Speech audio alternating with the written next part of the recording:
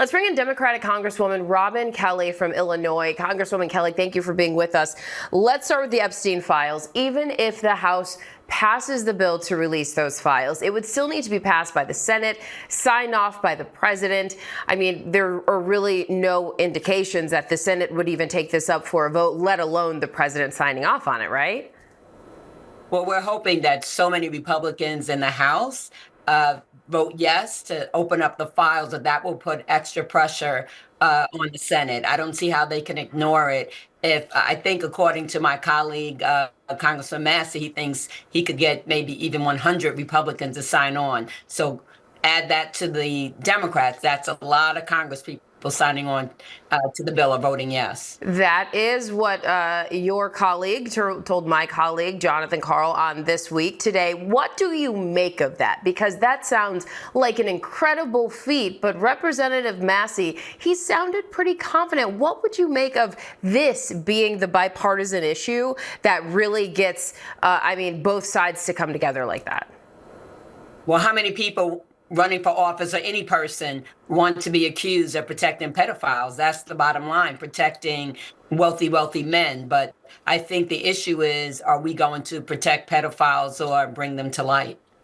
And we will be watching when that vote happens later this week. Meanwhile, the Trump administration is ramping up ICE operations in new cities across the country. A federal judge recently ruled that hundreds of people be released from the Broadview Detention Center. What can you tell us about this decision and its impact on the administration's plans in your area? You know, he hasn't really followed so closely what judges say. Sometimes he does, sometimes he doesn't. I'm glad that was the decision that was made.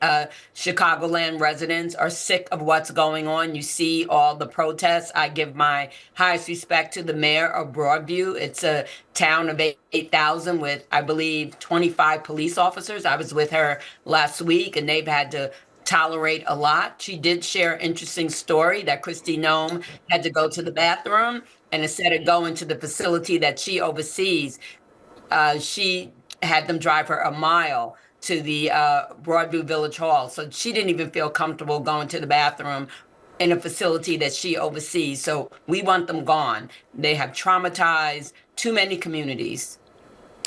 I certainly hear you on that, and that is what one side is saying about all of this. Now, earlier this week, you voted against the funding bill that ended the government shutdown. You're also running for Senate to replace Dick Durbin when he retires next year. Some people say that Senator Durbin and other Democrats who voted to end the shutdown ultimately caved. In your opinion, was the shutdown worth it, especially if Democrats didn't get any guaranteed progress towards lowering healthcare costs? I think the shutdown was worth it. I was very, very disappointed in the bill that came over. You know, I voted no. I would have voted no in the Senate.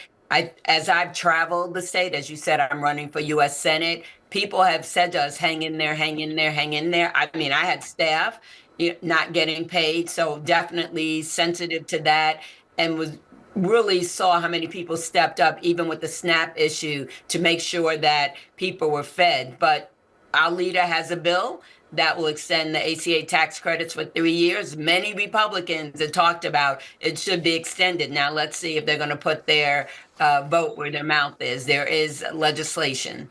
All right. Well, thank you so much for being with us, Democratic Congresswoman Robin Kelly from Illinois. We appreciate you. Thank you.